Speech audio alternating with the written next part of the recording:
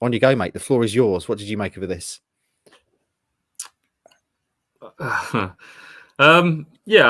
Look, long-time listeners to this pod will know that I think sometimes we put a bit too much emphasis on the role of a referee and whether they're one-sided. We all watch games of football through our team's spectacles and maybe see decisions go against you and forget the ones that go for you a little bit. But on this occasion, this is, Kieran's right. It's unacceptable. I'd go as far as saying it was incompetent.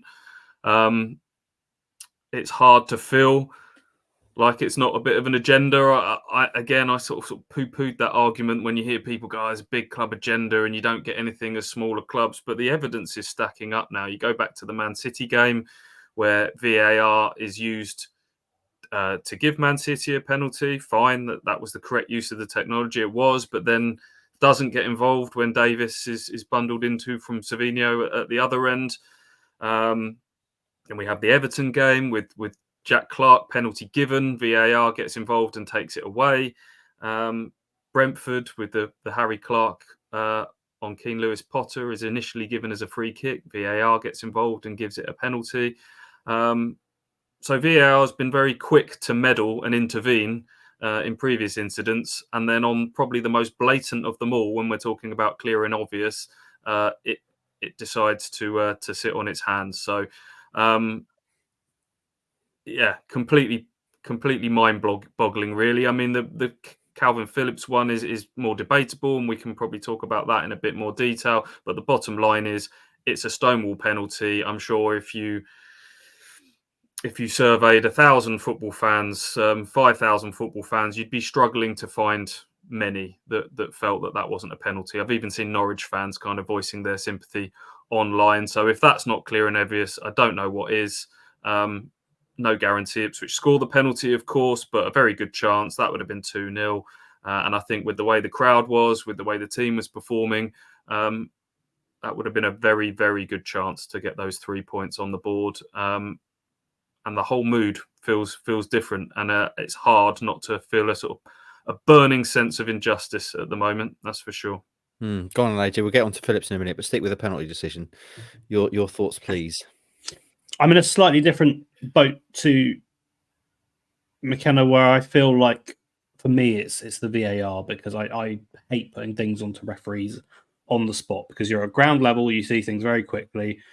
I do think that there is a sense of, when you're in those moments of saying it looks like a coming together because you're literally there in the moment, you might see it that way. But the fact that you then don't have an intervention to look at that, and we have multiple people sat behind a screen seeing multiple different angles of this, and they can't come to the conclusion, what is the point of having the benefit of the doubt in doing that? It doesn't make any sense.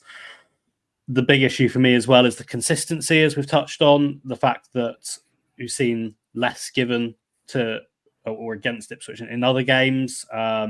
We've seen, as you touched upon, the Leif Davis incident, things against Brentford, the Everton things, rushing to get intervened, and then we don't have that same kind of proper check for something that shouldn't really need a proper check, to be perfectly honest. It's blatant.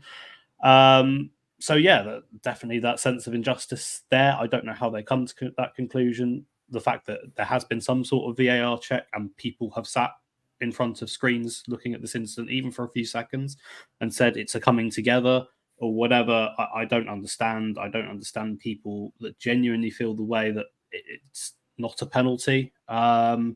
So that's where the frustration is, to be honest. It's happened quite a few times, and the incidents in the past, aside from the Davis one, you looked at them and said, well, maybe I can kind of see another side of it. We've debated the Jack Clark incident, we've debated the Harry Clark incident, but there's no real debate in this. And the fact that we've now got the safety net that should be checking these things in the biggest league in the world, in the most competitive, in the most watched league in the world, and we don't have that kind of safety net for these kind of huge decisions that have to be made.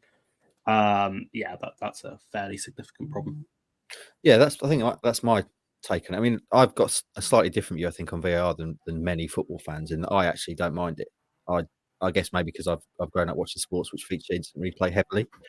And I know they're all about FIFA joy, flow of football, and that kind of stuff. I would rather in the biggest, the most popular sport in the world, the biggest league in that sport in the world. They should have world-leading technology, and they should use that to make sure that things that would change the outcome of the game one way or the other are correct.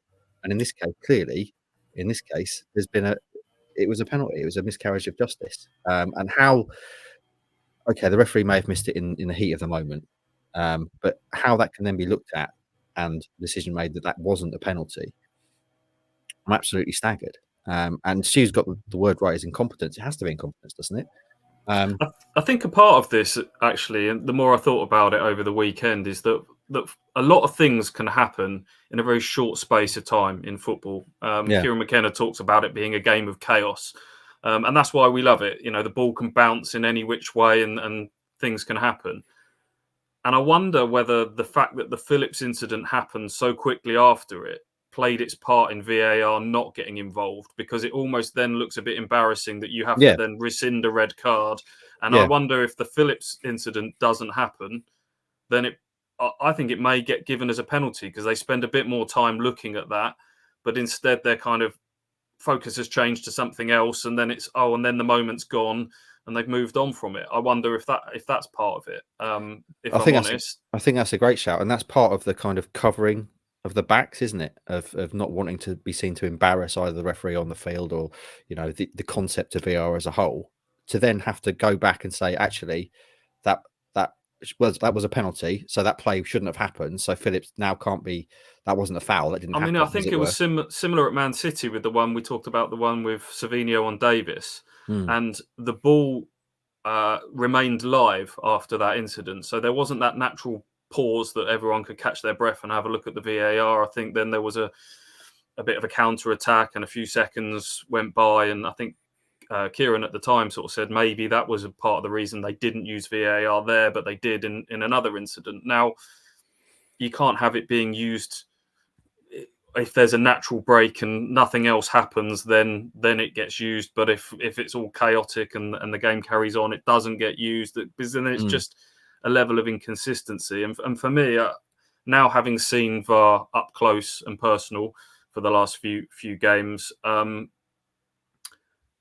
it's not fit for purpose. It doesn't work with the game of football. It still remains highly subjective. We're still having these big debates over whether it was or wasn't. They've ploughed far too much money into it now, I think, for them to bin it. But if you were to ask me, it's not working. And now we're getting situations, how many years into using this? And it feels like they're kind of making it up as they go along. It's like we have a debate around a certain weekend of the Premier League, and then it's, now they're talking about the bar being used for VAR intervention is high, and we stick with the referee's decision on the field if we can. Well, that's no use to Ipswich fans after the Everton game, for example. You can't be changing the rules and how it's used midway through a competition. That's ridiculous. So I think it's taking a lot of the instinct and out of the game of football, both in the way that fans can react to things on the pitch in terms of celebrating or reacting to things. And I think it's changing the way referees instinctively referee football matches. I'd go back to, you accept that you get some, you don't get some. In the Championship, we had these debates about, there was a whole period of last season in the Championship where we felt Ipswich had a string of penalties that didn't go their way, but you hope it evens itself out. But you can kind of deal with that. But when we're talking about VAR's there to kind of stop this, and it's still happening, it's not right. So, yeah, it's a shame that we're sat here again having another podcast that will spend the bulk of it talking about refereeing, and the point that Kieran makes about referees putting themselves at the centre of the conversation. The best referees are the ones that we forget their name. They're invisible because they feel the flow of a game. They're instinctive as to things happening at full speed. They're the best referees, and I feel VAR's kind of taken that ability away from them.